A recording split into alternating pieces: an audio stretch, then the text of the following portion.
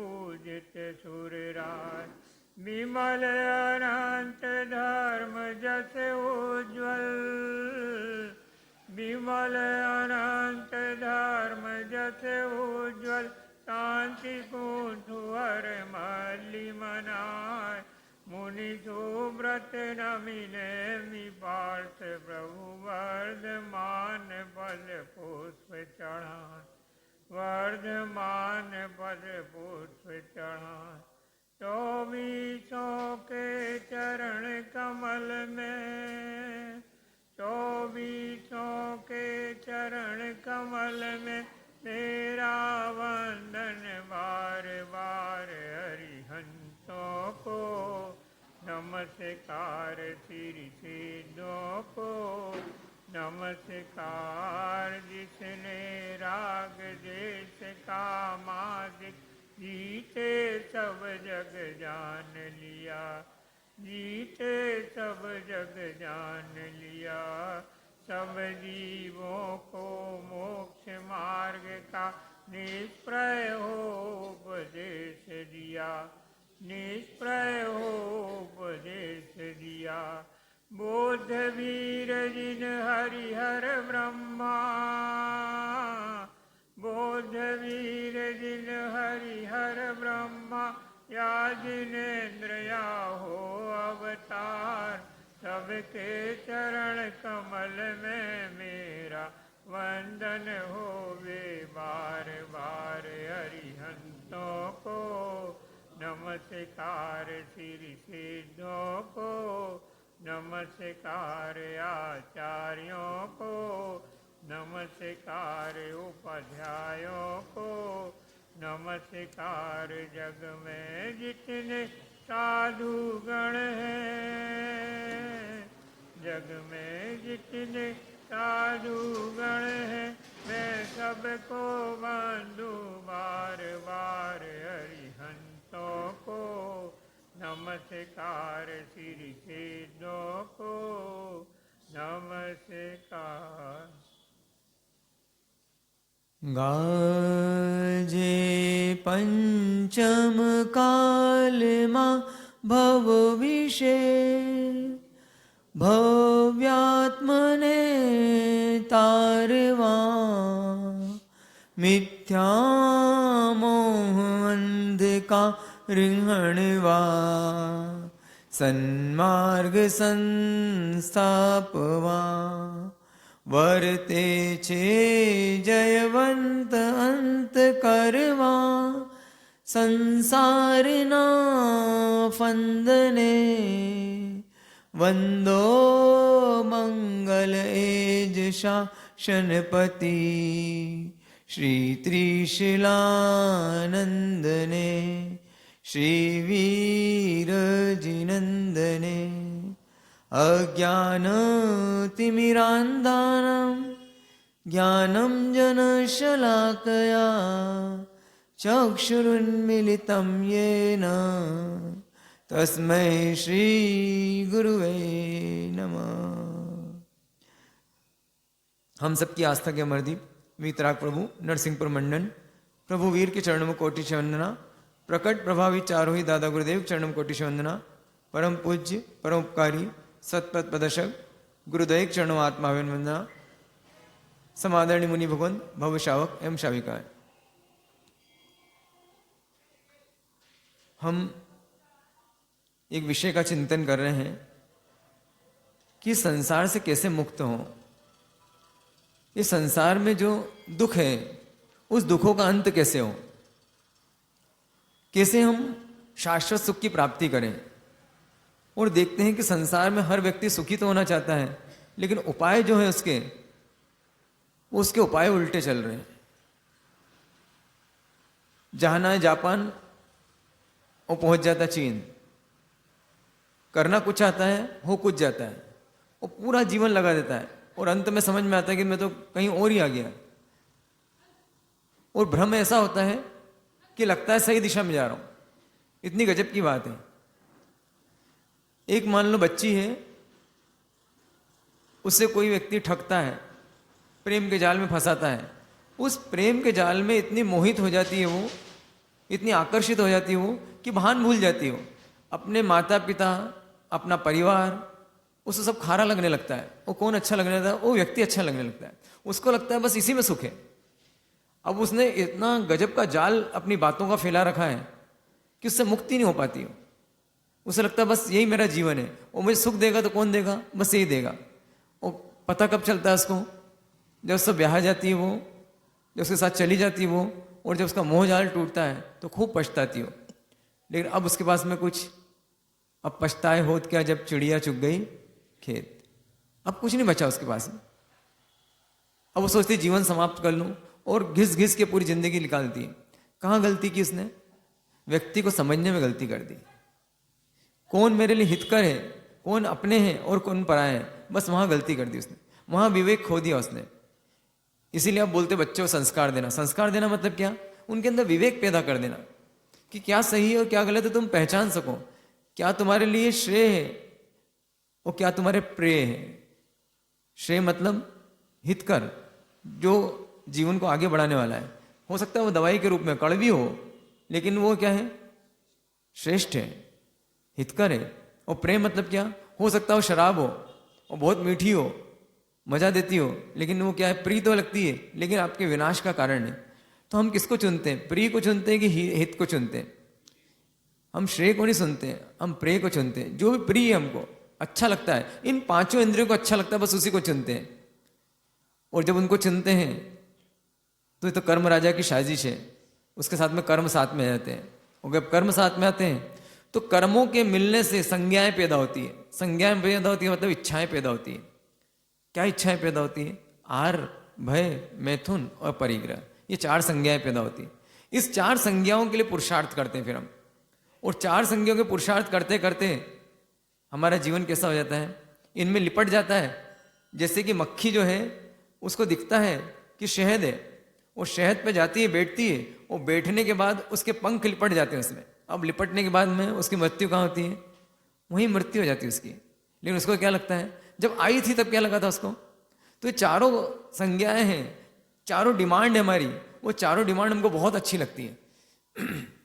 उसकी पूर्ति का काम करते हैं। आहार में कितना मजा आता है, गृद्ध हो जाते हैं उसमें, लिप्त हो जाते हैं उसमें। ऐसा लगता है बस, अगर मान लो हमको भी बुलाना होता है आपको किसी कार्यक्रम में, तो सबसे पहले क्या लिखना पड़ता है? स्वामी मत्स्य। क्यों? क्योंकि आपकी संज्ञा है, वो संज्ञा है आपकी। अगर किसी को ट्यूशन पढ़ाना है, वो सिर्फ लड़कों की ट्यूशन पढ़ाए, वो सिर्फ लड़कियों की, वहाँ पे नहीं आएगा। और दोनों कोएड स्कूल है, वहाँ भीड़ पड़ेगी। क्यों? संज्ञा है, मैथुन संज्ञा है। अगर आपको प्रभावना बढ़ती है तो आपको अच्छा लगता है, ये कौन सी संज्ञा है? परिग्रह संज्ञा है। आप घूमने जाते हो कश्मीर, कुल्लू मनाली या फिर स्विट्जरलैंड, क्या है ये आपकी संज्ञा है। कौन सी? मैथुन संज्ञा है। दृश्य अच्छे लगते 5 इंद्रियों के, बस हो गया काम हमारा। हम आपको अगर कोई बोल दे कि भाई ये वाली स्कीम खरीदोगे आप, उससे आपका जीवन के साथ भी और जीवन के बाद भी, तुरंत आप उसको पैसे देने को तैयार हो जाते हो। क्यों? संज्ञा है। कौन सी? भय संज्ञा है। मेरा इष्ट का वियोग नहीं होना चाहिए। जो सब लोग इसका फायदा उठा रहे हैं हमारा। आपको अगर अपना बिजनेस करना हो, बस इस तरह से बिजनेस कर सकते हो आप। आपको रेजर बेचनी है, और रेजर बेचने में भी, या आपको क्रिकेट खेलना है, वहां भी चीयर डांसर खड़ी कर दो। क्यों भाई? उसमें चीयर डांसर्स क्यों? इसके अंदर मैथुन संज्ञा है। वहां पे खाने का पॉपकॉर्न मिलेगा, आपको खाने की चीजें सर्व की जाएगी, आहार संज्ञा है। और बिल्कुल अच्छा एकदम कंफर्ट जोन मिलेगा, एकदम वहां पर ठंडी ठंडी हवा मिलेगी आपको, जैसा अनुकूल मौसम मिलेगा, ये मैथुन संज्ञा है। सब तरफ देखते जाओ, हमारे जीवन में बस यही चल रहा है, आहार, भय, मैथुन, परिग्रह। इन 4 में हमारा जीवन लिपटा हुआ है। और सबसे मजे की बात ये कि हमको ये अच्छा लगता है। उस लड़की को जो कि उसने अपने मोह जाल में फंसाया है, वो ऐसी फंसती जाती है उसके मोह जाल में, और उसे इतना मजा आता जाता है। उसे ऐसा लगता है बहुत बढ़िया कर रही हूँ, एक एक स्टेप आगे बढ़ती है वो, और हर स्टेप पे उसको लगता है बस स्वर्ग सामने खड़ा है, बस मेरे अभी स्वर्ग मिला, बस ये स्वर्ग देने वाला है मुझे। उसको हर स्टेप अच्छी लगती है। अब बताओ, जिसे पता है कि ये लड़का कौन है, वो सर पीटता है, क्यों कर रही है ऐसा, क्यों कर रही है? समझाते सब लोग, उसे समझ में आता है क्या? ऐसे ऐसे केस आते हैं, साधु संतों के पास भी आते हैं, मार साहब इसको समझाओ, समझा रहे हैं इसको, वो कितने उदाहरण दे दो, इतना मोह का जाल फंसा हुआ है, वो निकल ही नहीं पाती वहां से, उस भावों से बाहर नहीं आ पाती हो। उसको तो बस क्या लगता है, हिप्नोटाइज हो जाती हो। ये हिप्नोटाइज होना मतलब क्या? ये संज्ञा, इसका नाम हिप्नोटाइज हो गए। तो क्या लगता है आपको आप भी हिप्नोटाइज हो? लगता है आपको हिप्नोटाइज हो गए आप? कैसे हिप्नोटाइज है आप? 4 संज्ञाओं से, परिग्रह संज्ञा से हिप्नोटाइज लगता है क्या आप? हाँ, लेकिन वो बुरी लगती है क्या? जैसे उस लड़की को ये जैसे पता चले, जैसे ही पता चले कि लड़का तो बदमाश है, ये 420 है, ये तो शादीशुदा है पहले से, मुझे बर्बाद कर देगा है, ऐसा लगे उसको, तो इसका मतलब क्या? लगना होता है। उसे पूछें कि भाई ये आपको लगता है कि ऐसा है? बोले नहीं नहीं, क्या बात करते हो। अब वो ऐसा बोले कि हाँ मुझे पता है, मुझे पता है ये लफंगा है, इसकी शादी हो चुकी है और ये मुझे धोखा दे रहा है, और फिर भी मैं इसके साथ जा रही हूँ, तो वो पागल हो गई। फिर ऐसा कोई नहीं बोलती। जैसे ही पता चलता है उसको, तलाक ले लेती हो लड़कियां। पता चलता है शादी के बाद भी 5 साल बाद पता चलता है कि इनका तो किसी से और चल रहा है, तलाक ले लेती हो। क्यों ले लेती है? क्योंकि मोह टूट गया उसका। इसका मोह नहीं टूटा है, हमारा मोह नहीं टूट रहा है धन के प्रति, हमारा मोह नहीं टूट रहा है मैथुन के प्रति, हमारा मोह नहीं टूट रहा है परिग्रह के प्रति, हमारा मोह नहीं टूट रहा है आहार के प्रति। टूट रहा है कि हमारा मोह लगता है कि मोह है मेरा। एक बच्चे को लगता है, आप बोलते हैं हाँ लगता है, गर्दन हिलाते हो आप, लेकिन गर्दन हिलाते हो किसी को जिसको मान लो लगता है धूल गंदी होती है, अब उसमें लोट लगाएगा क्या?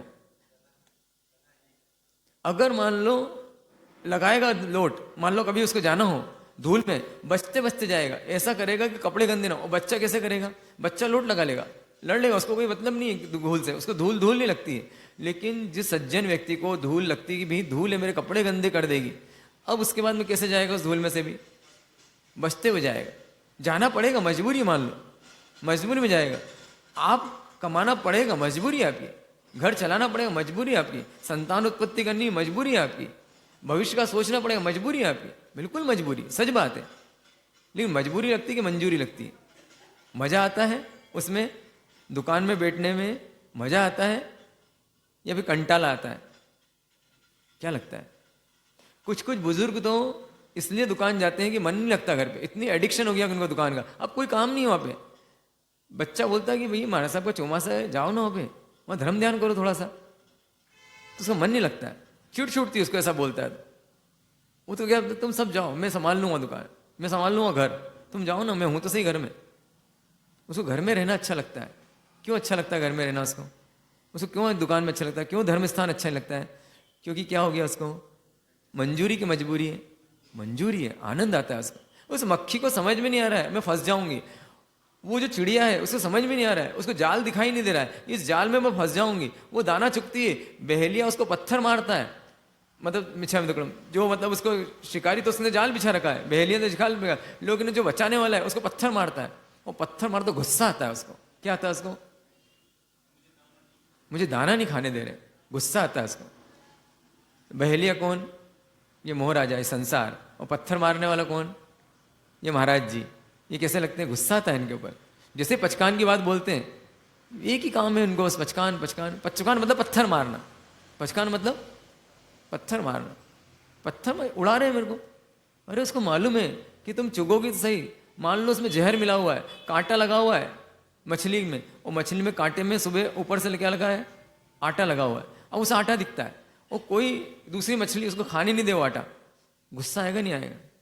तो आपको ऐसा लगता है बस ये, आपको क्या दिखता है? आटा दिखता है, हमको क्या दिखता है? कांटा दिखता है। तो हम आपसे मना करते नहीं करो, तो आप क्या बोलते हो? विहार करो, आप विहार करो हमारे साथ, बहुत हो गया अब आपका, हमको जीने दो थोड़ा सा, हमारे साथ बस बहुत हो गया। क्या हुआ अभी? इतनी तपस्या हो गई ना हमारे साथ, बस प्लीज बस अब तो रहम करो हम पे। रहम करो क्यों मतलब? अब तो खाने दो मुझे, कितने हाथ पैर पकड़ोगे हमारे, अब तो खाने दो हमको। अरे भाई खाओगे तो मर जाओगे, अब मरी जाने दो। शराबी क्या बोलता है?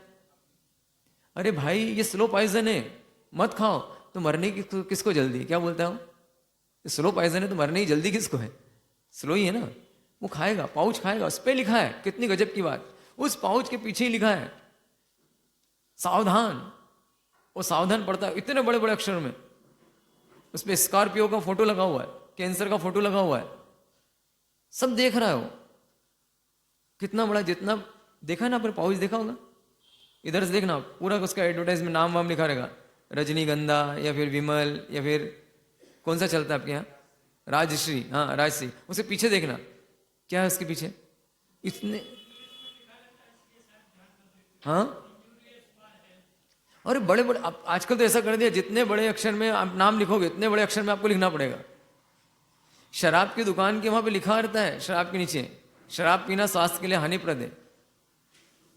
ऐसी आपकी दुकान, अब क्या लिखा रहता है उसमें, शराब की दुकान नहीं ले सकते हो, बैन हो गया उसमें, तो क्या लिखा रहता है, आपकी दुकान। हम बिहार में देखते हैं नहीं आपकी दुकान मतलब क्या, तो बताते हैं आपकी दुकान मतलब, आपकी दुकान मतलब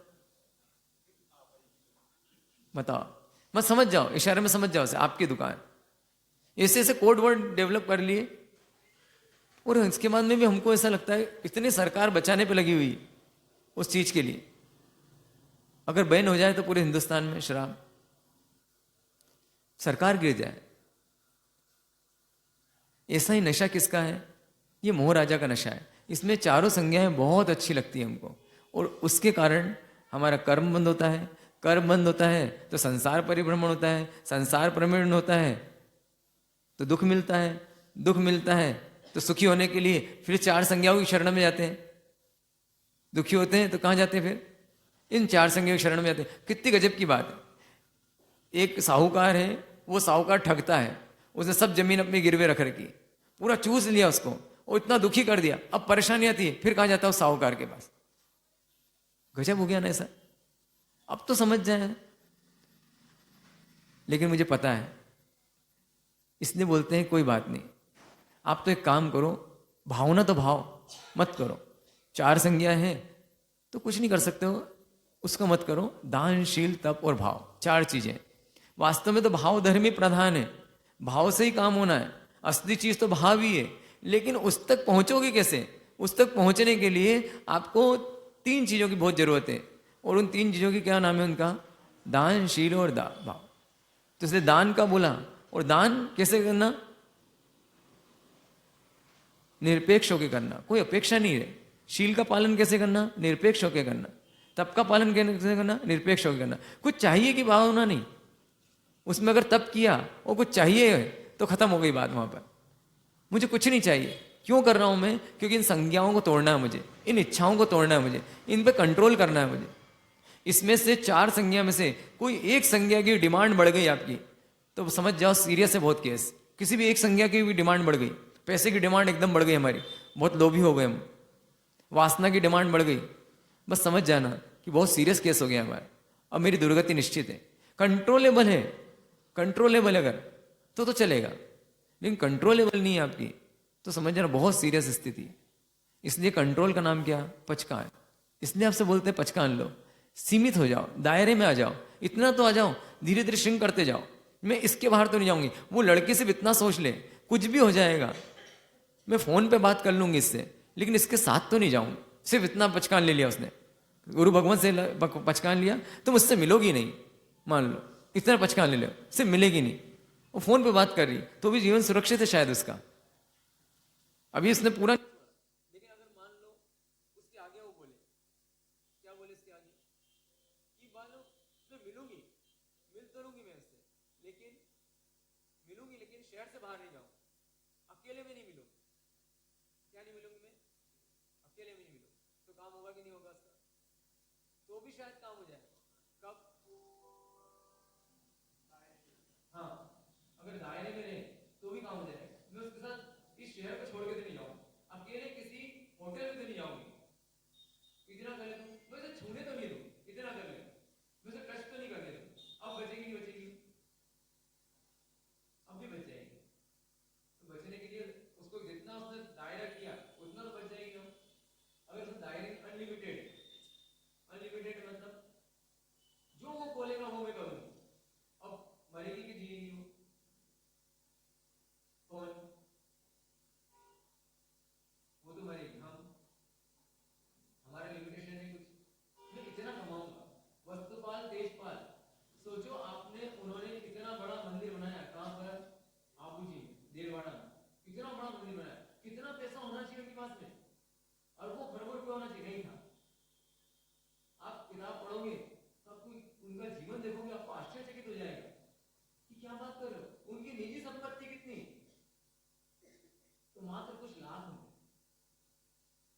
कुछ लाख रुपए की निजी संपत्ति है, और उन्होंने दान कितना किया, करोड़ों रुपए का। जहां ऐसा उनको पुण्य ऐसा था कि उनको कहीं से चरु मिला, चरु मतलब मटका मिला जिसके अंदर बहुत सारी सोने की मोहरें थी। अब उन्होंने इसको गाड़ देते हैं, तो गाड़ने गए तो वहां से एक नया चरु निकल गया। तो उनकी पत्नी थी अनुपमा, वो क्या बोलती है, इसको नीचे मत डालो, इसको ऊपर लगाओ। कहाँ लगाओ इसको, इसको नीचे मत गाड़ो, इसको कहाँ लगाओ, ऊपर लगाओ, क्योंकि आपका पुण्य बहुत प्रबल है। बहुत अनुपमा देवी बहुत समझदार थी, बहुत बुद्धिमान थी। उन्हें बोला ये पुण्य आपका बहुत प्रकृष्ट पुण्य है, नीचे तुम खोदने गए, नीचे गाड़ने गए, वहां से निकल के आ गया, इसका मतलब है कि तुम्हारे को चिंता करने की जरूरत नहीं है। उन्होंने अपने जीवन भर इतना दान किया कि आप सोच ही सकते हो कि किताब पढ़ो, उनके चरित्र पढ़ो तो आप आश्चर्यचकित रहे। वो भी एक साधारण शावक थे, अपने जीवन के लिए कुछ नहीं, लेकिन परमात्मा के लिए जो कर सके वो किया। देववाड़ा के मंदिर देखोगे, आंखें फटी की फटी रह जाएगी। विदेशों से लोग आते हैं, क्या पता क्यों ताजमहल को आश्चर्य में गिनते हैं। अगर उसको देख लोगे आप, कितनी करुणा भावना रहेगी इसके अंदर उनकी, कि वहां पर जितने हाथी उनको ले जाते हुए मरे, हर हाथी का उन्होंने एक क्या बनाया, बुद्ध बनाया। किसका, हाथी का। कितनी बात तो उनकी बात को, उनकी कितनी मतलब अंदर से कितनी उनके प्रति संवेदना होगी उन हाथियों के प्रति, कि जो एक हाथी अगर मान लो किसी कारण से जाते हैं, जैसे होता है ना गाड़ी खराब हो जाती है, आपकी गाड़ी खराब हो गई तो क्या करोगे, बाहर होगी मान लो, तो उसकी गाड़ी खराब होगी तो कितना उनको हाथी जब ले जा रहे थे ऊपर, वो किसी कारण से मान लो मर गया हाथी, तो उसकी स्मृति में उन्होंने क्या बनाया, अपने हाथी के आकार का आप एक मंदिर है इसके अंदर, उसमें हाथी बहुत सारे, किस साइज के बने हुए, हाथी की साइज के लगभग, व्हाइट मार्बल की बने। अब देखते रह जाओ, वो नक्काशी देखते रह जाओ, क्या नक्काशी, बारीक क्यों नक्काशी। उन्होंने बोला नक्काशी करनी है तो नक्काशी में अब मजा नहीं आना उनको करने में, क्योंकि पहले तो बड़ा काम किया, अब बारीक काम करने, तो उन्होंने घोषणा करवा दी। और ठंड बहुत वहां पर, अब ठंड बहुत है, वो कर नहीं करे काम, तो खाने के लिए पीने के लिए गरम चीजें, और साथ में फिर भी काम नहीं हुआ, तो घोषणा करवा दी। किस चीज की घोषणा करवा दी, जितना आप दिन भर में नक्काशी करके निकालोगे उतना आपको सोना मिलेगा, उसके बराबर का सोना। किस चीज के लिए, क्यों किया इन्होंने इतना, नहीं भगवान के लिए करते ना हो तो सब बेकार हो जाता हो। किसके लिए किया उन्होंने, बस अपने लिए। सेंटर में कौन आ जाए, मैं मेरे लिए करता हूँ दान, किस लिए करता हूँ, मैं अपने लिए करता हूँ, उसके भले के लिए दान नहीं कर रहा हूँ। हमको क्या लगता है जब भी दान देते ना, इसका भला हो जाए, यही गलती हो जाती है, इसका भला हो जाए, अब उसका भला हो रहा है कि हो रहा है देखने के लिए लग जाते हैं, उसकी जासूसी करने लगते हैं, इस पैसे का क्या करेगा, उसके पीछे लग जाए। दान धर्म क्या मैंने मेरे लिए किया, मेरे अंदर बहुत ज्यादा परिग्रह संज्ञा है, इस परिग्रह संज्ञा टूटे कैसे, अंदर ये अच्छा लगना कम मैं दे रहा हूं, उसका मतलब क्या, कौन सी चीज देता हूं मैं, जो मेरे पास ऐसी है। जो कपड़े आपके यहाँ पहने, अभी दिवाली को निकालोगे आप, कौन से कपड़े दोगे, जो मेरे काम के नहीं, मेरी काम की नहीं, ये खराब चीज है, ये मुझे डुबाने वाली है, मैं आदत डालूं उसकी देने की, आखिरी समय में सब कुछ छोड़ना है, तो अब इसे प्रैक्टिस करता है थोड़े थोड़े। क्या करता है, एग्जाम में उसको 10 क्वेश्चन आएंगे तो एक क्वेश्चन उसको सॉल्व करता है रोज। अगर वो प्रैक्टिस नहीं करेगा तो क्या वहां पे एग्जाम में जाके बना पाएगा 10 क्वेश्चन, नहीं बना पाएगा। तुझे प्रैक्टिस करता है, किस चीज की प्रैक्टिस करता है, बस आहार की, तो तब धर्म लोकार्सी करो, कम से कम इतना तो आ जाओ, कम से कम 10 बजे बाद नहीं खाऊंगा, इतना तो कर लो, सिर्फ होटले नहीं जाऊंगा, बाजार का समोसा कचौड़ी नहीं खाऊंगा, इतना तो कर सकते हो, चाट पकौड़ा नहीं खाऊंगा, खड़े नहीं खाऊंगा, बाजार में नहीं खाऊंगा। फिर नियम बता था, हमको मार पड़ जाती थी, डांट पड़ जाती, अभी कोई बहुत पुराना जमाना नहीं हुआ है। अगर बाजार में हिम्मत दे दी, जैन शावक बाजार में होकर खड़ा, मुझे याद नहीं, मैंने बहुत सालों तक, जब मैं 18-19 साल का हुआ तब तक, फिर मैंने सड़क पे, और उसके बाद भी वो याद नहीं मैं सड़क पे खाया हूँ, मतलब ऐसा नियम था, मतलब अपन जैन है, जैन लोग सड़क पे नहीं खाते, ऐसा कौन बोलती, दादी और माँ ऐसा बोल देती थी, जैन लेना अपन तो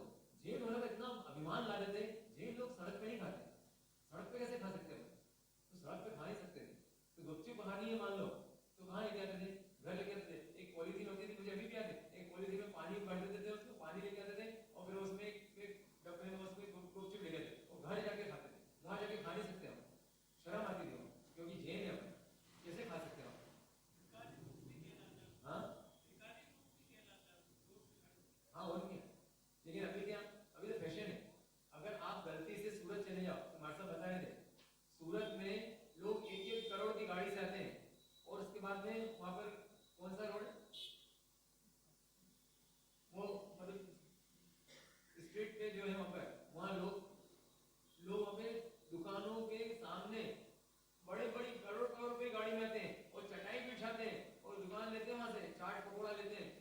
रात का सीन देख लो आप, तब देख के दंग ले जाओ। और कौन वो? वही जो सुबह प्रवचन में सामयिक लेके बैठते हैं। वो शाम क्या करते हैं? वो चटाई बिछा के, बताओ कौन सी संज्ञा है? उस लड़की को बताया जा रहा है, देख किसके साथ में ऐसा हो गया, बहुत सारी कहानी बताई जाती है।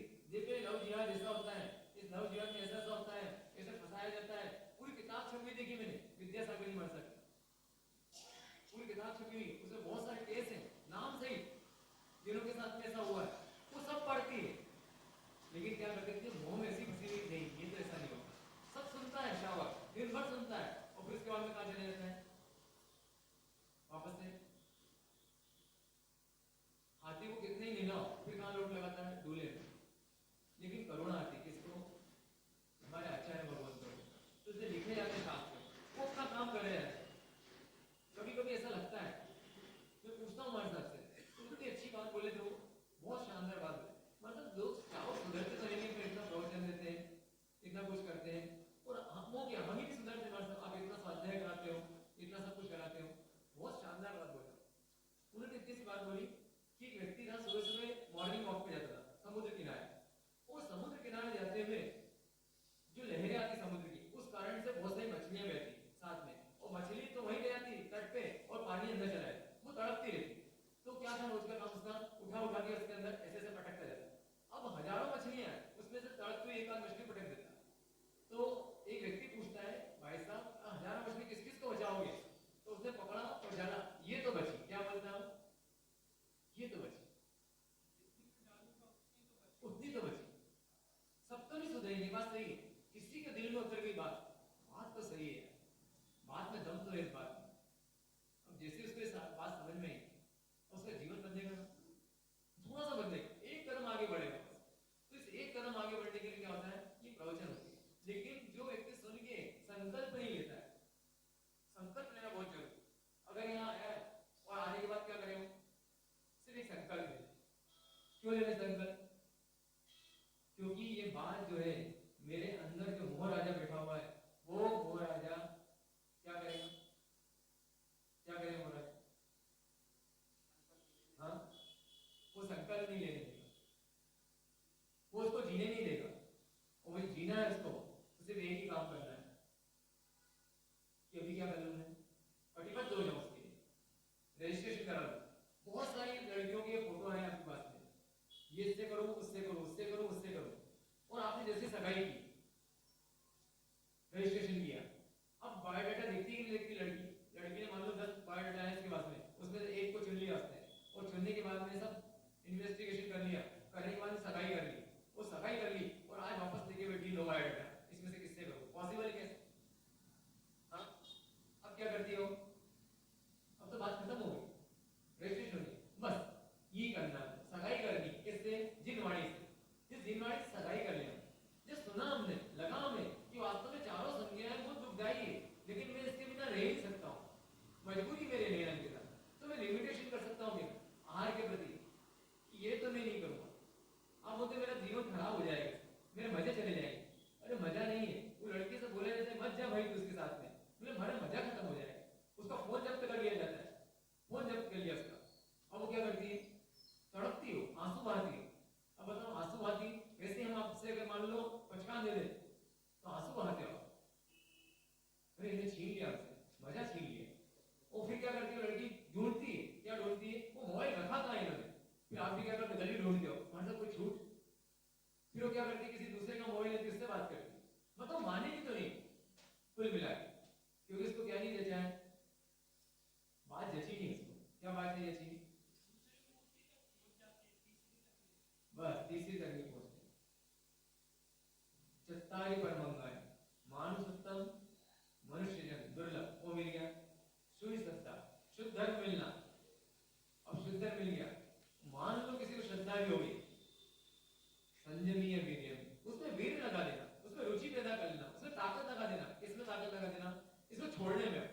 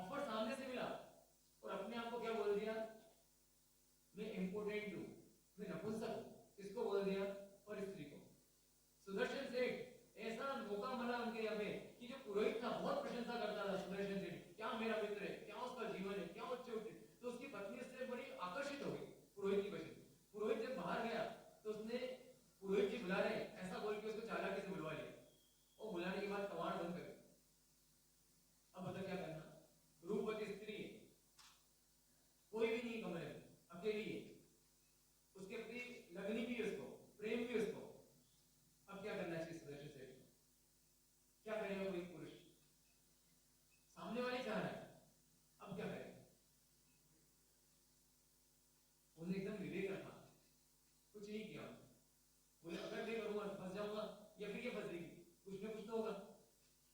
तो हंसने लगे, बोले तू ठगी गई, ठग गई, क्यों ठगी गई तू, मैं तो क्या हूं, क्यों बोला उसने ऐसा, झूठ बोला क्या, झूठ बोला क्या, नहीं सच बोला। उसने इसलिए सच बोला कि जो है, जो स्वद्वारा संतोष का व्रत लिया है वो परिस्थिति के लिए तो नपुंसक ही है। तो शास्त्रकार भगवान क्या बोलते हैं, झूठ नहीं बोला, सही बोला। हाँ देखो, आप सोचो आप कितनी गजब की बात है, बच गया वहां से निकल गया और तुरंत पहचान लिया किसी घर अकेले नहीं गया। ये क्या किया हमने, तुरंत अपने आप को देखा कि ये मेरे को दुबलाई है, इससे मैं फंस सकता हूँ, जहां फंस सकता हूँ तुरंत आसपास घेरा डाल देते थे। ऐसे सत्वशाली लोग होते थे, कितने सत्वशाली लोग। और ऐसे लोग भी हैं जिन्होंने साधु जीवन लिया, चित्त संभूति, उन्होंने साधु क्या नहीं रहते, जहां साधु जीवन पाल रहे, गजब का साधु जीवन पाल रहे, और साधु जीवन पाल रहे चक्रवर्ती नमन करने को आया, क्योंकि इतनी जाहो जलाली, इतनी तपस्या उनकी कि चक्रवर्ती आया उनके पास में नमन करने के लिए। और जैसे नमन किया तो साथ में अपनी पटरानी को, अंतपुर को भी साथ में लाया। जो स्त्री रत्न है, स्त्री रत्न की बाल की लट से उनके पांव को टच कर गई, और उनकी कोमल बाल की टच से उनका पूरा मन विचलित हो गया, उनका चित्त विचलित हो गया, और चित्त विचलित हुआ और वहां पे उन्होंने न्याय कर लिया कि मुझे भी क्या चाहिए, अगर मेरी तपस्या का फल हो तो क्या होना चाहिए, मुझे भी स्त्री रत्न की प्राप्ति हो। अब उसको मिलेगा कि नहीं मिलेगा, दांव पे लगा दिया। क्या दांव पे लगा दिया, अपना सर्वस्व तपस्या, मोक्ष मिलता था जिससे, वो संभूति को अगले भाव में दोनों वापस मिले। जब वापस मिले, इनकी पूरी कहानी इतनी जोरदार कहानी, चांडाल पुत्र थे, कहां से कहां आगे आते आते आते कहां तक आए, साधु जीवन तक आगे आए। यहाँ बस वही बात है, कहां के लाभ कमाने वाला जग में कोई कोई है, ऐसे बहुत जिन्होंने तट पर नाव डुबोई। तट तक आ गए हम लोग, बस किनारा सामने दिख रहा है, मानव भाव आ गया, उसके बाद समझ में आ रही बात, लग रहा है बिल्कुल सही बात है। और जैसे ही एक लहर आएगी, जैसे चौमासा खत्म होगा, ऐसा अभी चौमासा में धनतेरस जैसे आएगा, पूरी लहर उल्टी ले जाएगी, कहां ले जाएगी, पहाड़ के ऊपर ले जाएगी, जहां से हम चालू किया था ना हमने काम, वही ले जाएगी। इसलिए संकल्प कर लेना, मैं इससे ज्यादा तो नहीं कमाऊंगा, इससे ज्यादा नहीं कमाऊंगा, कर सकते हैं सर, मेरे जीवन का एक बाउंड्री होगी, इससे ज्यादा धन हो गया। वो जो वस्तुपाल देशपाल थे, उन्हें जीवन में बाउंड्री बना दी, इतने लाख से ज्यादा पैसा नहीं रखेंगे। अब पुण्य का इतना जोर जबरदस्त कि पुण्य से पैसा आया जा रहा है। अब ही मेरा, ये तो सीधी सी बात है कि मेरे तो संकल्प इससे ज्यादा रखना नहीं, अब से ज्यादा रखना नहीं तो क्या करते हो, कहाँ लगा दे, इच्छा नहीं है, जैसे कि संकल्प हो गया मुझे इससे ज्यादा नहीं चाहिए, अब इससे ज्यादा नहीं चाहिए, तो इसका मतलब अब आ रहा है।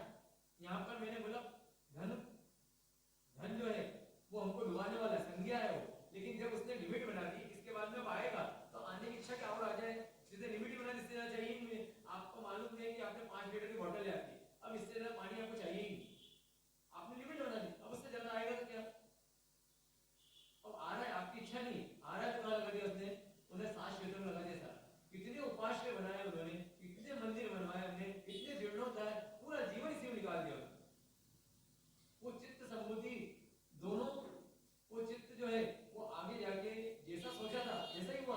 उसने सोचा था कि मुझे स्त्री रत्न मिले, आने वाले भाव में चक्रवर्ती बनते हो, वो चक्रवर्ती बनते स्त्री रत्न मिलता है, जो चाहता सब कुछ मिल गया। अब तो खुश है ना भाई तू, अब तो खुश है। अब क्या हुआ उनका, 7वीं नरक में गया, भोग तो हुआ, बस उन्हें इतने साल भोगा हुआ स्त्री रत्न को, भोग लिया। उस भोगने के बाद क्या 33 सागरों का उनका, अब भोगेंगे क्या, दूर भोगेंगे क्यों, किसने इनवाइट किया भोग को, खुद ने। भोग तो भोग लो गया, भोगने में कोई दिक्कत नहीं। वो जो मक्खी आई हुई है, जो मधुमक्खी आई हुई है, जो शहद पे बैठी है, अभी तो बड़ा मजा ले रही, उसको पता नहीं मेरे पंख में क्या लग चुका है, शहद लग चुका है, मैं उड़ नहीं पाऊंगा, उससे मुक्त हो सकती है क्या। ऐसे लिपटे जाते हैं हम। विवाह करना बुरा नहीं है, भगवान ने बताया विवाह करना, आसक्ति करना बुरा है। सम्यक दृष्टि जीव की हालत अलग रहती है, वो इन सब में जुड़ा हुआ है, लेकिन जुड़ते हुए भी क्या है, अनासक्त है। वही बात है, वो भोग नहीं करता, उपयोग करता है, उसकी मजबूरी है, कर्म से फंस गया, वो कर्म से फंस गया, हर समय अंदर दुख चलता रहता है, तड़पन चलती रहती, कब छूटू कब छूटू कब छूटू, ऐसे चलती रही। इस कारण कर्म नहीं बनते उसको। क्यों कर्म नहीं बनते,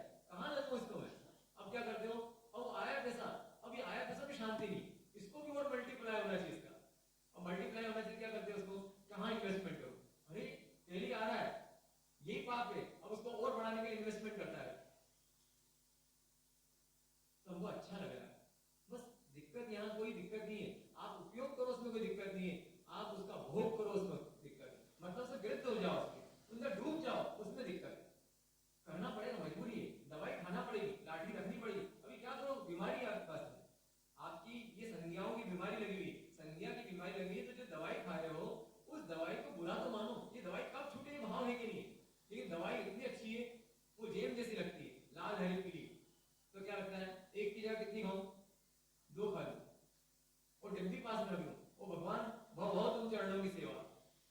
किसकी सेवा? ये चार संज्ञाओं की सेवा। चत्तारि शरणम, कौन से शरणम?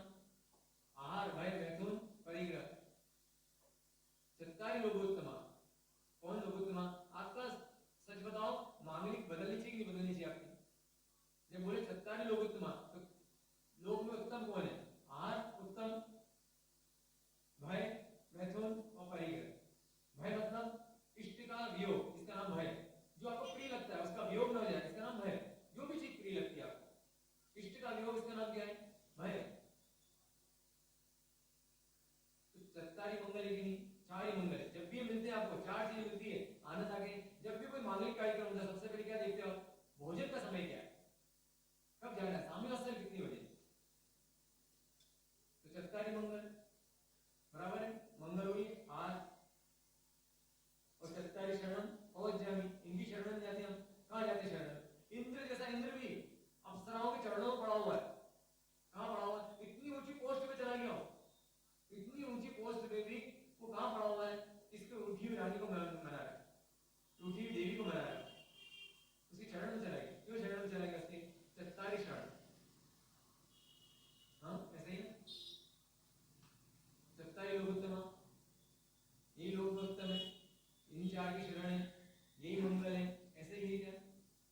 अब सोचना, हम बोलते क्या है मांगलिक में और आप मानते क्या है? अंदर ट्रांसलेट कर पाएंगे ना आप इसको? कर पाएंगे ना ट्रांसलेट इसको? नहीं कर पाएंगे? ट्रांसलेट करो। भाव धर्म इसीलिए बताया जाता है, आप क्या कर रहे हो उससे कोई मतलब नहीं, लेना देना नहीं। आप क्या चाहते हो, क्या पसंद करते हो, इससे लेना देना है। पसंद क्या है आपकी, चॉइस क्या है आपकी? आपकी चॉइस संयम जीवन है। आप मन में सोचते हो कब मुझे, जैसे मान लो हम भी सोचे, अब महाराज साहब थे, मान लो ये महाराज साहब के साथ में इनकी शाविका जी थी। शाविका जी थी, ये इनसे बोलते थे 2013 से बोलते थे मुझे दीक्षा लेना है, अब उन्हें मना कर दिया नहीं। उनको राग था इनसे और उनको लगा कि बस मेरा जीवन खराब हो जाएगा, जो मैंने इतने पाप किए पिछले उसको धोऊंगा कैसे मैं, इसी जन्म में धो सकता हूँ। इनको वैराग किया, उनको वैराग नहीं आया, अब रहना पड़ता है इनको उनके साथ में। कैसे रहेंगे? रहना पड़ेगा इनको, क्योंकि मना कर दिया उन्होंने। अब योगा नहीं होगा, उनको कैंसर हो गया। अब जैसे ही कैंसर हुआ तो उनको लगा देखो मैंने तुमको अंतराय दी ना, इसलिए मुझे कैंसर हो गया। इन्होंने खूब सेवा की उनकी। अब बताओ, सेवा भी कर रहे हैं, जिससे छूट रहे थे उसको बचाने की कोशिश कर रहे हैं। क्यों कर रहे हैं? तो उनको सोचना चाहिए अच्छा मरे तो अच्छा, कल मरे तो मैं परसों दीक्षा लूं, ऐसा सोचा होगा इन्होंने। कहाँ लेके गए उनको? बॉम्बे हॉस्पिटल ले गए, जहां जहां ले जा सकते उसको बचाने के लिए गए। इसका क्या मन? इसका कर्तव्य नाम, इसका नाम कर्तव्य। छोड़ा नहीं उनको कि चलो तो हो गया काम तुम्हारा, तुम तो जा ही रही हो, तुम्हें छोड़ दो। उनके आंख में आंसू आते हैं कि बताते हैं कैसे कैसे पूरी घटना घटी। और जब वो चली गई उसके बाद इन्होंने क्या किया? दीक्षा। उनने सामने दीक्षा नहीं दी और रोती थी वो, काश में हाँ कर देती आपको तो कम से कम मैं देख पाती आपको साधु जीवन में। तो ये सब साथ में रह लो कि क्या भावना होगी इनकी, ये भावना होगी। इतनी सी बात, भावना इसी का नाम है। आप क्या करो, संसार में रह रहे हो, संसार में रहना बुरा नहीं है, संसार में रहते हो क्या सोच रहे हो आप, अंदर क्या चल रहा है, वो भावना है। कृष्ण और उनका जो सारथी था वीरक, वो दोनों भगवान के पास, नेमिनाथ भगवान के पास गए और उनको वंदन करने लगे। 18,000 साधुओं को वंदन किया उन्होंने कृष्ण महाराज, और ऐसे थपके चूर चूर हो गए। नेमिनाथ भगवान से बोलते हैं कि आज तो मैं जितने इतने युद्ध किए आज तक मैंने, उसमें जितना नहीं थका उतना आज थक गया हूं। नेमिनाथ भगवान क्या बोलते हैं उनसे? हे कृष्ण, तुम थके नहीं हो, तुमने थकान उतार दी, तुमने क्या प्राप्त कर लिया तुमको मालूम नहीं है। तुमने क्या प्राप्त कर लिया? तुमने शायिक सम्यक की प्राप्ति कर ली है। शायिक सम्यक मतलब जो अब कभी जाने वाला नहीं सम्यक दर्शन, मतलब अब तुम 1 2 3 4 5 भाव में क्या होने वाले हो? मुक्त होने वाले हो, मुक्त होने वाले हो। एक भाव में, 2 भाव में, इसी भाव में, ऐसा होता है शायिक सम्यक। उसके बाद में तुमने तीर्थंकर नाम कर्म का उपार्जन कर दिया। क्या बात है, तीर्थंकर नाम कर्म, आने वाले 24 में अमम नाम के 12वें तीर्थंकर बनोगे। अरे वाह। और जो 7वीं नरक का आयुष बांधा था उसे तोड़ के कहां तक आ गए? 4 नरक तोड़ दिया तुमने, 3री तक आ गए। तो बोला ऐसी बात है, फिर तो वापस बंधन करता हूं, ये 3 भी टूट जाए। अब नहीं टूटेगी। अब क्यों कर रहे हो तुम? अब चाह आ गई, अब लोभ आ गया,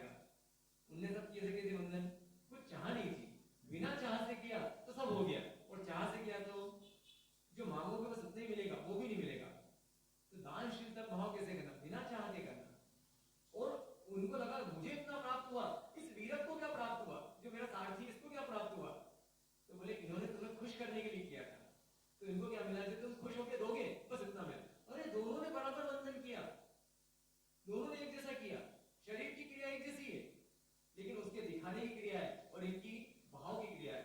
कितना गजब की बात बताओ, कितना गजब का उदाहरण है।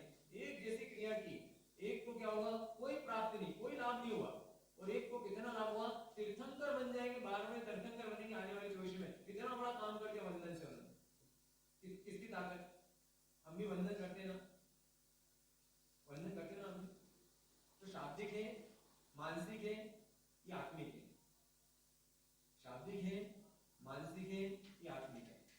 शाब्दिक के साथ है मन कहीं और है और शब्द निकल रहे, मानसिक के मतलब मन भी वही है, आत्मिक के मतलब मुझे ऐसा बनना है, आत्मिक मतलब क्या क्या शब्द आते हैं इसमें, सबको अर्थ पता है ना उसके। मुझे ऐसा लगता है 99% लोग, कितने, और उससे अगर आगे बढ़ के बोलूं 99.99 बोलूं तो ऐसी शक्ति नहीं होगी, उसका अर्थ नहीं पता होता। किसका, सिर्फ अबुठ्य होगा, उस अबुठ्य के अर्थ से ही बोले, आंख में से आंसू टपक जाए, आंख में से आंसू टपक जाए। इतना इतना विनय बताया है किसने, परमात्मा ने।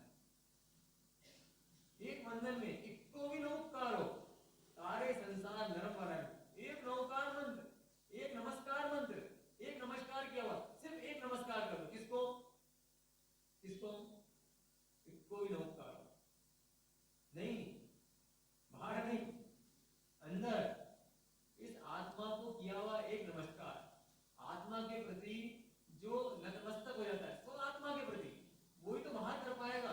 जब स्व आत्मा के प्रति नतमस्तक हो गया, मैं डिवोटेड हो गया अपनी आत्मा के प्रति, पूरी तरह से 100% डिवोटेड हो, मैं तेरा नुकसान नहीं करूंगा। डिवोटेड होना मतलब क्या, उसका नुकसान नहीं करेंगे। मैं डिवोटेड हो गया आत्मा तेरे प्रति, तेरा नुकसान नहीं करूंगा, और जिस चीज से तेरा नुकसान होता है वो चीज से तेरे को जाने नहीं दूंगा आपके पास।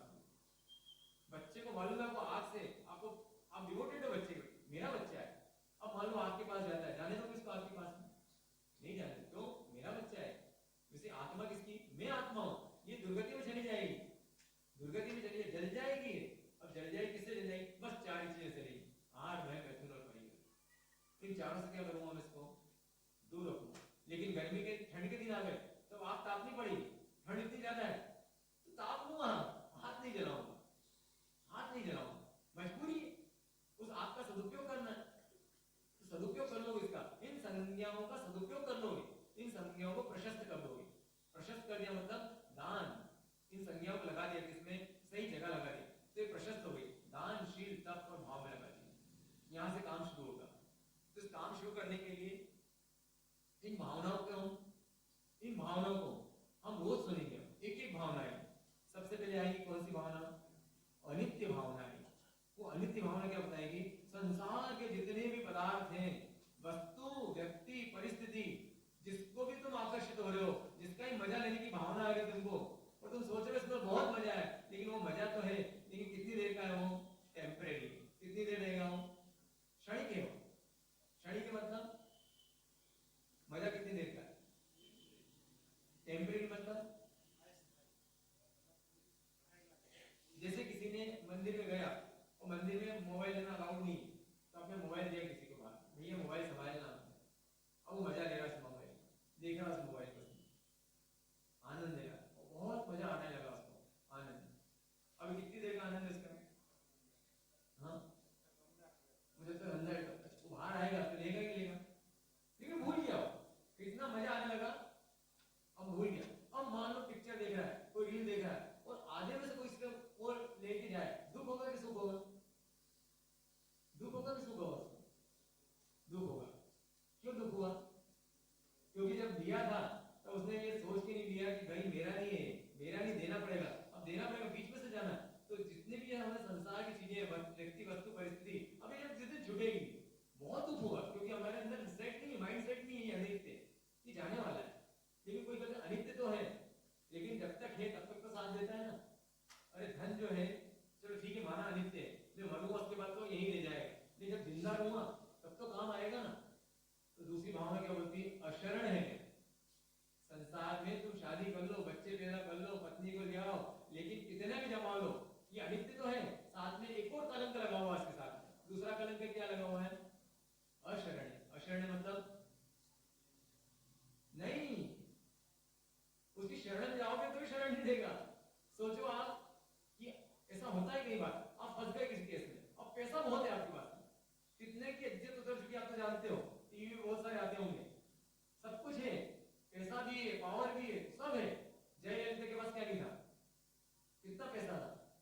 पावर थी, कितना नाम था, लोग मंदिर बना रखा था उसका, लोगों ने। क्या हुआ? शरण थी कि नहीं? माइकल जैक्सन नाम सुना है? हाँ, उसका तो सुना होगा, उसका क्यों नहीं सुना होगा? युगमंदिर स्वामी का ये कौन है? माइकल जैक्सन सुना होगा। ऐसा बोलते हैं कि सर्च इंजन उस समय मतलब बंद हो गया था, कितने लोग साथ में सर्च करने लगे। जिस दिन मरा हो कितने लोग रखता था अपने साथ में? 100 लोग साथ में, डॉक्टर की टीम, और 100 लोग ऐसे जिनके ऑर्गन मैच करते हो। आप पढ़ना सुनना उसके बारे में, मेरे से सुनी सुनी बात बोल रहा हूं। अरे इंदौर में आए हुए थे वो, इंदौर आए हुए आए थे मतलब उस समय माइकल जैक्सन। वो जिस होटल में रुके थे, उस होटल में जिस जिस तकिए पे सर रख के सोए थे, उस पे साइन करके चले गए बस। वो लाखों रुपए में तकिया बिका हो, कितने डिमांड है उसके। ऐसा माइकल जैक्सन जिसके 100 लोग डॉक्टर साथ में टीम चल रही, 100 लोग जिनके ऑर्गन मैच करते हैं, पूरा शरीर का एक एक चीज बदला नहीं चुका था। उसको लगा था 100 साल तो जीऊंगा कम से कम। शरण मिली कि नहीं मिली इससे? डॉक्टर की शरण, पैसे की शरण, वो जो ऑर्गन इनके पास में थे, इसके एक एक चीजों को जो मैच किया, ये शरण कुछ भी नहीं, वो शरण नहीं है। तो किसकी शरण लेता है? जब इनकी शरण लेता है तो कहां चला जाता है ये? तो बोलते हैं संसार में चला जाता है। तो तीसरी भावना कौन सी होती है? संसार भावना। इस संसार में परिभ्रमण करता है। ये शरण किसकी लेता है? इनकी शरण लेके संसार में परिभ्रमण करता है। और संसार में परिभ्रमण करता है तो कितने लोगों के साथ करता है संसार में परिभ्रमण? सब रिश्तेदारों के साथ करता है कि अकेला करता है? अकेला करता है। तो कितना ही संसार बसा ले, पैसा बसा ले, मकान बसा ले, लेकिन जब यहां से जाएगा तो कैसे जाएगा? तुझे अकेले ही जाना है, पूरा सफर अकेला है। बस ये यहाँ पे आए हम, यहाँ हमारा सफर इतना हमने जमाया, हमने ठाट बाट जमाया, हमने 25-50 रिश्तेदार, 500 रिश्तेदार जमाए। जैसे ही यहाँ से जाएंगे हम, कि कोई भी शरण को लगेगी, ये संसार भावना। संसार भावना के बाद में संसार में परिवर्तन कैसे करना है? एकत्व भावना। तुझे अकेले करना है, तेरे कर्मों को अकेले भुगतना। जिन परिवार वालों के लिए भाई तू इतना पाप कर रहा है, वो परिवार वाले तेरे काम नहीं आने वाले हैं। काम तो कौन आने वाला है? 4 ही क्षण काम आने वाली है, बाकी के सब क्या है? एकत्व भावना। मतलब सब अन्यत्व भावना। वो अगली वाली भावना बोलती है सब अन्य, सब दूसरे, कोई तेरा नहीं। कौन कौन सी भावना हुई? पहली अनित्य भावना, दूसरा, तीसरी, चौथी, पांचवी अन्यत्व। और सबसे ज्यादा राग किससे? इतने तो पाप क्यों मानता है? बोले शरीर के कारण, अपने शरीर के कारण और दूसरे के शरीर के कारण, विजाति के शरीर के कारण और अपने शरीर के कारण। तो उसके लिए कौन सी भावना बताते हैं? अशुचि भावना। ये सब अशुचि है, इसमें अंदर क्या बह रहा है? गंदगी गंदगी बह रही है। तो उससे विराग होने के लिए, उससे आपको राग टूटे, उसके लिए कौन सी भावना आपको? अशुचि भावना। और अशुचि भावना की बात में आती है, इससे छूटे कैसे? ये आत्मा में आकर चिपकते कैसे कर्म? ये कर्मों से हमें मुक्त होना है, तो बोले आश्रव भावना। ये कर्म आते कैसे, उसका उपाय क्या? और उसका उपाय क्या? तो उसकी संवर भावना, इनको रोका कैसे जाए इन कर्मों को आने से। और जो कर्म आज के चिपके हुए हैं उनसे अलग कैसे हुआ जाए? तो उसकी निर्जरा भावना। कौन सी भावना? निर्जरा भावना। और निर्जरा भावना के बाद में ये जो हम दिन भर 8 ध्यान रोज ध्यान करते रहते हैं, तो उस 8 ध्यान रोज ध्यान धर्म ध्यान क्यों कैसे बढ़े? तो उसके लिए लोक भावना। 14 लोक कैसा है? उसके अंदर सत्य को जाने, और सत्य को जैसे जानेंगे तो सत्य जाने का 8 ध्यान रोज ध्यान निकलेंगे। इसलिए कौन सी भावना है? लोक भावना। और लोक भावना के बाद में सब तो किया, और सब करने के बाद में बोधि प्राप्त नहीं की हमने। बोधि मतलब सम्यक दर्शन नहीं प्राप्त किया, तो किस काम का? तो बोधि दुर्लभ भावना। ये मकान मिलना दुर्लभ नहीं है, पत्नी मिलना दुर्लभ नहीं है, परिवार मिलना दुर्लभ नहीं है। क्या मिलना दुर्लभ है? बोधि मिलना दुर्लभ है। तो बोधि दुर्लभ भावना। और उसके बाद में अंतिम भावना कौन सी होती है? धर्म भावना।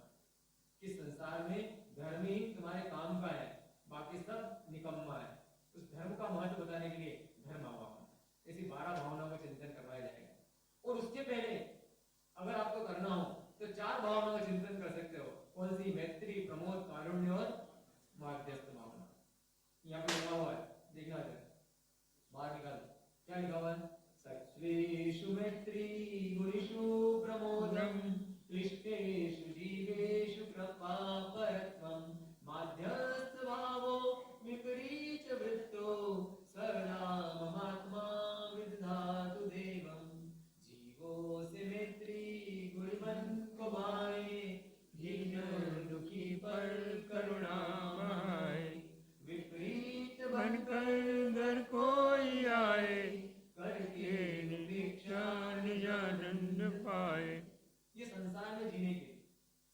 में अच्छे से जियो, उसके लिए 4 भावना कि आपका किसी से वेर विरोध नहीं होगा। इस 4 भावना के साथ में अगर संसार में रहोगे तो कर्म फल आपका हाफ हो जाएगा, एकदम डिस्काउंट मिल जाएगा, लोगों के प्रिय हो जाओगे और आपको एकदम दृष्टि मिल जाएगी। मैत्री भावना, मैत्री भावना मतलब क्या?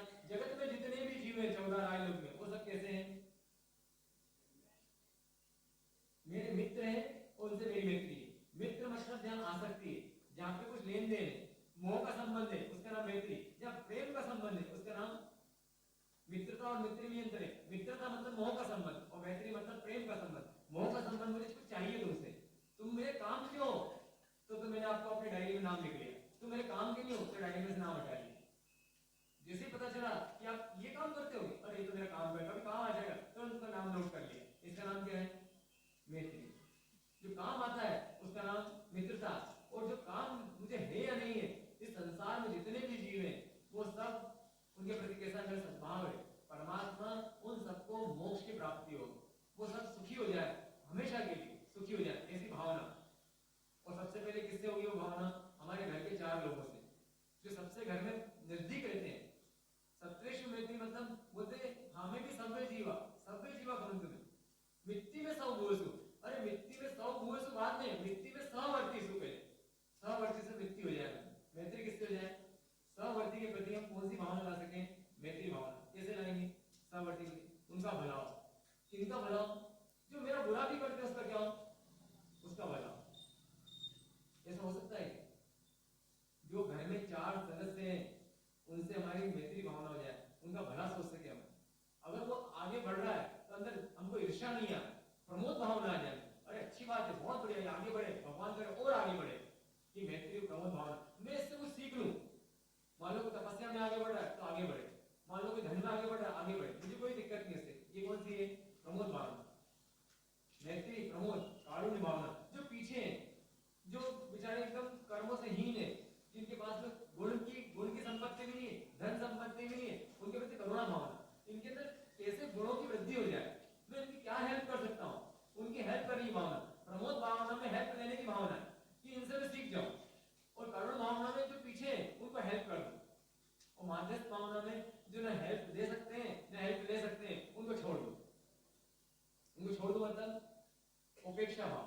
उपेक्षा मतलब इग्नोर, वो है नहीं है एक बराबर, कोई मुझे लेना देना नहीं उनसे, मतलब नफरत नहीं उनसे, लेकिन मैं इनको भी नहीं समझा सकता। ये ऐसे होती गाड़ी दिखे थे जब हम चलते हैं, ट्रक में दिखा था हाईली इन्फ्लेबल, कीप डिस्टेंस। उनसे क्या है? Keep distance.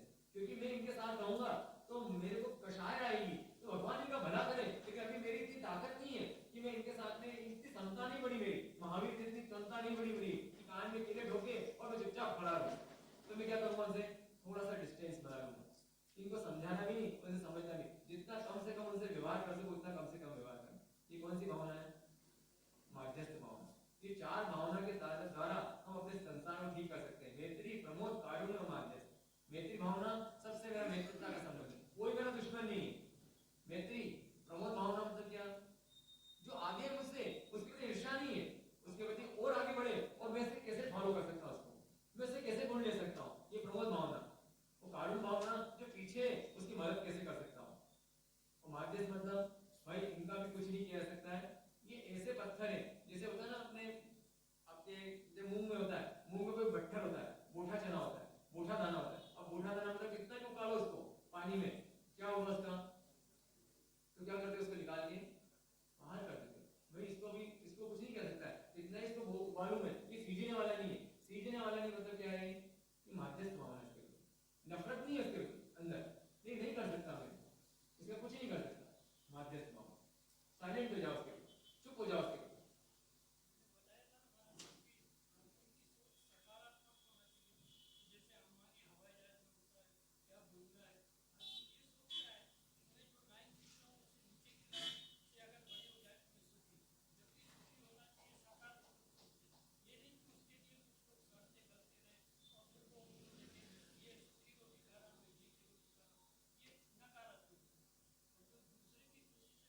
हाँ, वो खुशी से, कौन सी खुशी से खुश होना, ये भी देखो आप। जो संपत्ति बाहर बढ़ती उससे खुश नहीं, पुण्य से खुश नहीं होना, वास्तव में पुण्य से खुश होना, वो प्रमोद भावना है। अगर आप उसके पुण्य से खुश हो गए तो पुण्य मिल जाएगा। देखा उसने इतनी सुंदर पत्नी है, अगले जन्म में आपकी पत्नी बन जाएगी। जेल में, वो खुद पछता रहा है इसके साथ में। लेकिन हमने देखी बहुत सुंदर पत्नी, प्रमोद भाव में, वाह भाई कितनी सुंदर पत्नी, वाह भाई कितना अच्छा मकान है, तो हमको प्रमोद भाव में अगले जीवन में क्या मिल जाएगी? वास्तव में क्या मिलना चाहिए? प्रमोद किसके प्रति आनी चाहिए? गुणों के प्रति प्रमोद भावना। क्या गुण है इसके अंदर, कितनी ईमानदारी है। हे परमात्मा ऐसी ईमानदारी मेरी, ऐसे लोग भी इतने, ऐसा बताया एक व्यक्ति ने कि वो बहुत अच्छी बड़ी पोस्ट पे थे और उनका बच्चा जो थे किसी मतलब बहुत दिन से धक्के खा रहा था, रिटायर हो चुके हो, तो उन्होंने बोला भाऊजी आप इसके लिए कोई रिकमेंड क्यों नहीं लगाते हो? तो क्या बोलता, खबरदार आज के बाद ऐसी बात की तो इसका दिमाग मत खराब करो तुम, और इसका लड़के का कि मैं रिकमेंड लगाऊं। आज तक इसके मन में विचार नहीं आया, कभी मुझसे नहीं बोला भाऊजी आप मेरे को लेटर लिख के दो। वो लेटर लिख दे तो पक्का उनकी नौकरी लिया, इतनी बड़ी पोस्ट पे थे वो। तो बोले आज तक इसने बोला इसके दिमाग मत खराब करो, इसका इसके अंदर ये विचार नहीं आ जाए। तो क्या बोलते हैं कि बाबूजी सच में आप कितने महान हो, मतलब आपके अंदर कितने ऊंचे विचार है। उन्होंने ऐसा झापट मारा उनको शब्दों का कि बोले मैं महान नहीं हूं, तुम इतने नीचे कर चुके हो कि तुमको मेरी महानता दिखती है। हमको लोग महान क्यों दिखते हैं? क्योंकि हम इतने नीचे गिर चुके हैं, तो हमको क्या दिखते हैं? बहुत ऊंचे दिखते हैं। वास्तव में वो महान नहीं है, हम नीचे आ चुके हैं। तो हमको क्या लगता है, हम इतनी ईर्ष्या हो चुकी है, इतनी भावनाएं खराब हो चुकी है। सारा खेल सच बोल रहे हो, भावनाओं का है। पॉजिटिव भावना होगी तो ऊपर चल जाएंगे, नेगेटिव भावना होगी तो नीचे चले जाएंगे। हमारे मन को संभालना यही भावनाओं का काम है। इन 12 भावनाओं के माध्यम से इस मन को हमेशा प्रसन्न रखना, सदा प्रसन्न है, मन प्रसन्नता में, मन प्रसन्न रहे सब। वही किसी का फल है। इस धर्म सभा का फल क्या, पूजा का फल क्या, हर चीज का फल क्या? फल होना चित्त प्रसन्न है। चित्त प्रसन्न है, पूजन फल करो। चित्त की प्रसन्नता एक पूजा का फल है। तो पूजा फल क्या होना चाहिए? ये फल होना चाहिए। इसी का नाम है जो उनने 2 विद्याएं ली थी ना, उन्हें कौन कौन सी? जल तारणी और शस्त्रवारणी। शस्त्रवारणी मतलब मैं इतना प्रसन्न रहूंगा कि कितनी भी प्रतिकूल परिस्थिति आ जाए, कितने भी अस्त्र शस्त्र आ जाए मेरे ऊपर, लेकिन अस्त्र शस्त्र बाहर की परिस्थिति आ जाए, लेकिन मेरी प्रसन्नता को क्या नहीं कर सकती है? खंडित। ये सम्यक दर्शन की ताकत होती है। सम्यक दृष्टि जीव अप्रसन्न नहीं होगा। क्यों नहीं होगा? क्योंकि इसको मालूम है ये तो क्या है, पार्ट ऑफ गेम है। अब उसके बाद में कौन सी विद्या है? शस्त्रवारिणी। शस्त्रवारिणी विद्या मतलब क्या? अब मैं तो हमेशा कैसी भी सिचुएशन हो, हर सिचुएशन में कैसा रहूंगा? मैं प्रसन्न रहूंगा। श्रीपाल कुमार के पास में ऐसी विद्या आ गई, दोनों विद्या है, और जिसके पास ऐसी विद्या है उसका नाम क्या है? श्रीपाल। हम एक ही श्रीपाल है, हमेशा दूसरा ही देगा। आज सोचो आप, जब तक हमारी सोच ही सुधरेगी, जैसे मान लो प्रवचन सुनते, आज मान लो मैं इतना गुस्से था, मैं बताता हूं हमेशा आपको, तो ये किसने दी मुझे? गुरु महाराज ने। उनको मैंने क्या किया? उनका उत्तर साधक बनना पड़ेगा। पूरी कहानी आपको आध्यात्मिक रूप से घटा सकते हैं उसको। उन्होंने क्या किया? उसके उत्तर साधक बन गए। जब उत्तर साधक बने, जब वो प्रसन्न होते हैं, जब गुरु महाराज प्रसन्न होते हैं, तो क्या देते हैं उसको? वो आशीर्वाद देते हैं। क्या आशीर्वाद देते हैं उनको? बस 2 चीजें का आशीर्वाद देते हैं। कौन सी? शस्त्रवारिणी और जल तारिणी। उनके सानिध्य में रह गए तो अब तुम कभी संसार समुद्र में डूबोगे नहीं, और साथ में तुम्हारी प्रसन्नता अखंडित हो जाएगी। कौन देता है? देव गुरु बता रहा है। गुरु के पास जब तक मस्तक नहीं कटाओगे आप अपना, जब तक गुरु को समर्पित नहीं होगी, ये दोनों विद्या नहीं मिलने वाली। और ये दोनों विद्या मिलती है तो उसके बाद में स्वर्ण खंड में मिलता है, उसको सोने खंड में मिल जाता है। अब बाहर का पुण्य तो मिलेगा ही मिलेगा। सम्यक दर्शन आ गया ना। अब जो भी करोगे किसके लिए करोगे? आत्मा के लिए। तो घास तो लहलाएगी क्योंकि इसमें अनाज आने लग गया, तो स्वर्ण तो मिलेगी, इधर का पुण्य। अब वो वहां से घूमते घूमते कहां जाते हैं? भड़ूच नगरी में जाते हैं। भड़ूच नगरी में देख रहे हैं, और अपना सोना बेच के उन्होंने अच्छे अच्छे सुंदर वस्त्र खरीद लिए। सुंदर वस्त्र के साथ में शस्त्र भी खरीद लिए, क्योंकि वीर कौन? जिसके पास शस्त्र हो। अच्छे से शस्त्र खरीद लिए। भड़ूच में बहुत बड़ी दुकानें लगी उसमें, और वहां पर कौशाम्बी का धन कुबेर कौन आया हुआ है? धवल सेठ। कौन आया हुआ है? फिल्म का विलेन धवल सेठ। नाम क्या इसका? धवल सेठ। और बिल्कुल पूरे बहुत माल, 500 जहाज का अधिपति है, और बहुत सारे सामान बेच चुका है जो लाया था, और 500 जहाज यहाँ के सामान से भर चुका है। अगली जगह जाने की तैयारी है, लेकिन जैसे जाने की तैयारी अगली जगह, और उसके 500 जहाज है, 500 जहाज आगे चलते ही नहीं, बढ़ते नहीं आगे। उन्होंने क्या बात है, क्यों नहीं चल रहे जहाज? बहुत कोशिश की। जब निमित्तिक से पूछा गया तो बोले किसी ने मंत्र के प्रभाव से स्तंभित कर दिया है, और इसके लिए 32 लक्षण पुरुष की बलि होगी तभी आगे चढ़ेगा। अब वो कहां से लाए? फिर वापस राजा के पास पहुंचा। अरे भाई सेठ, अभी तो आए थे, तुम विदाई लेके गए थे, इतना उपहार लेके आए थे, फिर विदाई, फिर इतना उपहार क्यों लेके आ गए? अब क्या बोलते हैं उनको? तीसरे काम निकाला तो, हे परमेश्वर, हे जगत गुरु, हे त्रिलोक मोचन, हे कष्ट निवारण, ऐसी बड़ी बड़ी उपाधियां देते हैं। अरे बोलो क्या हुआ क्या?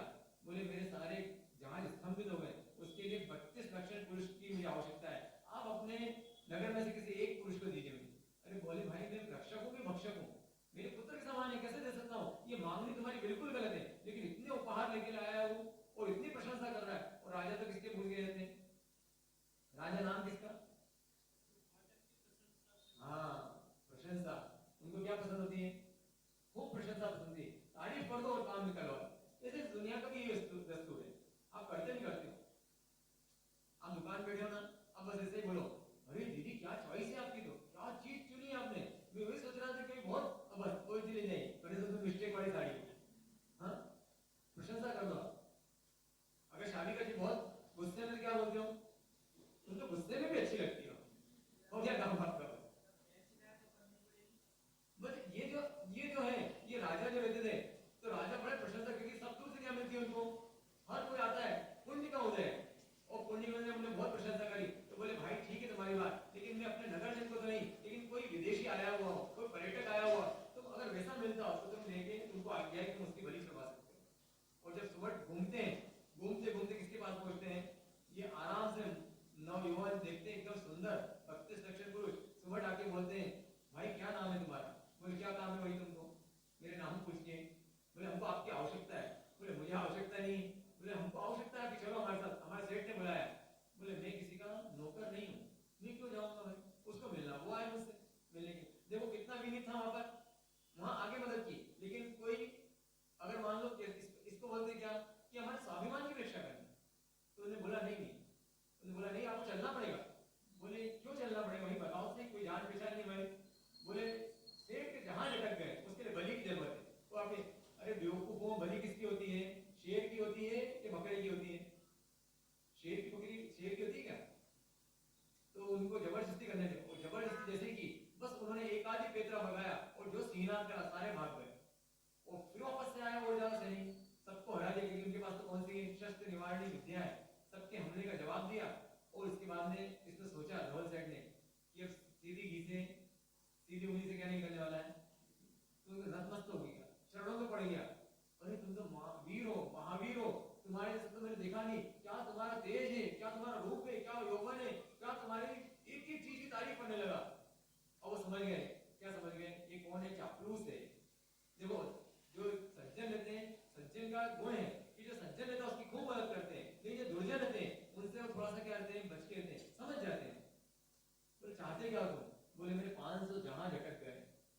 बोले अगर मैं चलवा दूं तो तुम्हें 1 लाख स्वर्ण मुद्राएं दूंगा, 1 लाख स्वर्ण मुद्राएं। बोले चलो देखते हैं। उनको विश्वास है किस पे? अपने नौपत पे। सबसे जो मुख्य जहाज है उस पे खड़े होते हैं, नौपत का स्मरण करते हैं, जैसे नौपत का स्मरण से जहाज चल पड़ते हैं। बोलते तो जब आदमी कोई विद्याधारी लगता है, इसको साथ में होना चाहिए।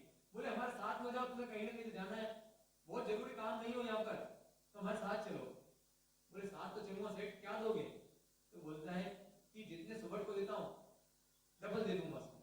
बोले तुम्हारे इतने सारे सुबट मुझे पकड़ नहीं सके, उसके बाद डबल ही दोगे बस। बोले कितना चाहते हो? जितने जितने तुम्हारे पूरी सेना है, सुबट है, उसके बराबर का। वो सुन के ही उसके तो आंखें फटी रहेगी। बोले नहीं दे पाओगे तुम, एक काम करो, मैं तुम्हारे साथ में, मुझे देशाटन करना है, तुम्हारे जहाज में मुझे जगह दो, क्या लोगे बताओ आप तुम? बोले वाह, मन भाया और वेद बताया, उल्टा पैसा देगा, साथ में रहेगा तो पैसा भी देगा। बोले ठीक है, मासिक 100 सोने मोहर दे देना मुझे। और उनने राजी राजी उस जहाज में सफर करने लगे, और जहाज में सफर करते करते वो एक देश में पहुंचे, बब्बर देश नाम उसका, महाकाल राजा है वहां का राजा। बब्बर देश पहुंचते हैं, वहां उतरते हैं और ये व्यापार करने लगते हैं। कौन? हमारे धवल सेठ और हमारे श्रीपाल राजा जो है, श्रीपाल महाराजा जो है, श्रीपाल जो है वो क्या घूम रहे हैं, सब पूरे नगर को घूम रहे हैं, नगर की शोभा देख रहे हैं, और नगर की शोभा देख रहे हैं। और इसने टैक्स चोरी करता है वहां पे, इसको लगता है छोटा सा गांव है, छोटी सी जगह है, यहाँ तो मैं क्यों टैक्स दूं, क्योंकि मेरे सुबह इतने, और जहाँ पे देना लगता है बड़ा शहर होता है तो वहाँ राजा को खुश करने जाता है, और जहाँ छोटी जगह होता है उसको लगता है मेरे सैनिक तो है ना, अब इसको देने की क्या जरूरत है, उसे पता नहीं है, और इस कारण से टैक्स नहीं चुकाता है। टैक्स नहीं चुकाता है तो सेना आ जाती है, सेना आती है, पकड़ती है, और युद्ध होता है, और सारे सुबह भाग जाते हैं, और इसको धवल सेठ को पकड़ लिया जाता है, और महाकाल राजा इनको पेड़ से उल्टा लटका देते हैं। और घूमते घूमते जब वहां पर श्रीपाल जी आते हैं, उनके दर्शन करते हैं, बोले क्या बात है सेठ, कैसे लटके हुए? बोले मस्खरी दे मुझे। बोले मैं कैसे बचा सकता हूँ, मैं तुम्हारा नौकर तो हूँ नहीं जो मैं तुम्हें बचाऊँ। तुम्हारे पास इतने सारे सबूत है, उनसे बोलो बचाए। बोले अभी आर्ग्यूमेंट का टाइम नहीं भाई, तू मेरी जान बचा, ये मुझे मार डालेंगे। बोले क्यों बचाऊं मैं तुम्हें, क्या दोगे? और उसकी जान जा रही है, क्या कमिटमेंट करता है, मेरी आधी संपत्ति तुम ले लेना लेकिन मुझे बचा लो। और जैसे ही बोलते हैं आधी संपत्ति लेना, बचा लो भाई हो तो, अगर नहीं भी होते तो बचाते ही हो तो। कि सज्जन का गुण है, दुर्जन को भी क्या करते हैं, मरने तो नहीं देते। तो उन्होंने बोला आधी संपत्ति दूंगा। यहाँ पर वो महाकाल राजा को ललकारते। महाकाल राजा बोलता है बच्चा है तो इससे क्या लड़ना, तो उसको 2-3 बार ललकारते, लेकिन जब ये अपने धनुष से एक बाण छोड़ते हैं और उनकी ध्वजा नीचे गिरा देते हैं, तब महाकाल राजा को आता है गुस्सा और इनसे होता है युद्ध। और युद्ध में क्या होता है, किसकी विजय होगी, क्यों होगी? नहीं, उनके साथ कौन है, नौकर है उनके साथ। आपकी विजय होगी कि नहीं होगी? आपके पास है कि नहीं कोई ऐसा? हाँ, है सब कोई आपके पास जिसके सहारे आप अपनी जिंदगी निकाल सको? कोई है आपके पास में? हाँ, कौन है बताओ? आपके जीवन में कोई है क्या ऐसा कि बस वो है, आपको ऐसा लगता है कि मैं जब उसका ध्यान करती हूँ मेरा सब काम हो जाता है, मैं विघ्न जितने भी है बस उसका नाम ले लिया तो मेरे विघ्न टल जाएंगे मेरे सारे? कोई सहारा है? आपने किसी को बुलाया अपना? कोई तो होगा ऐसा जिसको आंख बंद करो वो ध्यान में आ जाए, बस ये मेरा है। शागिता जी, शावक जी, धन दौलत, बैंक का पासबुक, सोना चांदी, कौन याद आता है? ओ माँ, ओ बाप, ये याद आता है। हे भगवान, आदिनाथ भगवान, नेमिनाथ भगवान, पार्श्वनाथ भगवान, कौन याद आता है? आता है नेमिनाथ भगवान याद आते हैं? हाँ, आपने बदल दिया, अपना रिप्लेस कर दिया पति के नाम को, क्या नहीं किया? नहीं किया, नहीं किया ना तो कोई काम नहीं आने वाला। ऐसा कुछ होना चाहिए कि अंत समय में ऐसा याद आया हो, जब भी आप मुसीबत में, नौपत को आत्मसात कर लिया है, इनको मालूम है नौपत का नाम लिया तो कोई विघ्न टिकने ही नहीं वाला है, कोई सामने नहीं टिक सकता है। है आपके पास में ऐसा कुछ कि जिसका ध्यान करते हो आप, दिन भर आपके साथ में रहता हो? जैसे कि मुन्ना भाई के साथ में कौन रहता था दिन भर? गांधी जी। आप बोलते ना है आपके पास में, तो बताओ आपके पास में कौन है ऐसा गांधी कि जो उससे प्रश्न करो और जवाब मिले आपको? आपने आंख बंद करी, कोई भी प्रश्न है आपको, जब भी समस्या है आपको, कोई समस्या में फंसे और आंख बंद करो आप और वो दिख जाए आपको, उससे प्रश्न कर लो, बोलो अब मैं क्या करूं? हे नेमिनाथ दादा क्या करूं मैं? वो गौतम स्वामी हो सकता है पूछते हो, क्या पूछते हो? हे पार्श्वनाथ भगवान, हाँ पार्श्वनाथ भगवान क्या करूं? किसके भक्त थे गौतम स्वामी? पार्श्वनाथ भगवान। आप किसके भक्त? उनको पता है आपको वो किसके भक्त थे? मैंने पार्श्वनाथ भगवान बोला तो आपको याद है कि नहीं वो किसके भक्त थे? महावीर स्वामी के भक्त थे। आप किसके भक्त हो? उनका तो पता है, आपका पता ही नहीं पता है। एक नाम तो बताओ मुझे, मैं इसकी भक्त हूँ, कि मैं जब भी नाम लेती हूँ उनका वो मेरे सामने आके खड़े हो जाते हैं। बस उनसे मैं प्रश्न पूछती हूँ कि बोलो क्या करूं मैं, क्या बनाऊं मैं आज खाने में, वो मुझे बता देते हैं पैसा। उनका जवाब हमेशा सही निकलता है। बोलो अमृत में कोई है ऐसा? तो हो जाता काम अपना। हाँ, करीब करीब हो जाता है। अगर उनसे बोलो आप कि मुझे भगवान बनना, बताओ मुझे कैसे बनूंगा, बताएंगे नहीं बताएंगे? बताएंगे नहीं बनाएंगे?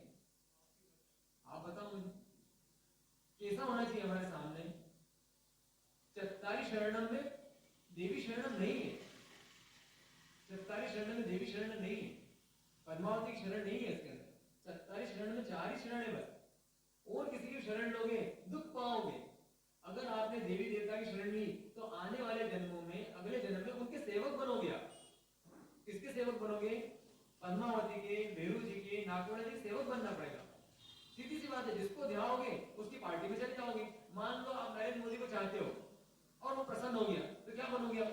सांसद, विधायक, ये कुछ बनोगे ना, उसकी पार्टी में चले जाओगे। आप प्रधानमंत्री तो नहीं बनोगे, आप राष्ट्रपति तो नहीं बनोगे, क्योंकि किसके फॉलोअर हो? समझ नहीं आपको बात? तो किसके फॉलोअर बनना? जिसके फॉलोअर बनोगे उसके चरणों के दास बनोगे आप। तो हमको पद्मावती के चरणों का दास बनना है ना मेरे जन्म में, उनकी सेना में भर्ती होना है ना हमको। जो जिसको ध्याओगे वो मिलेगा आपको। उनने चित्त ने चाहा कि मुझे कौन मिले? मुझे चक्रवर्ती की पत्नी चक्ररत्न मिले, तो अगले जन्म में क्या मिल गया उनको? चक्र मतलब रत्न स्त्री मिल गई, स्त्री रत्न मिल गया उनको। तो जो चाहोगे वो, इसको मैनिफेस्टेशन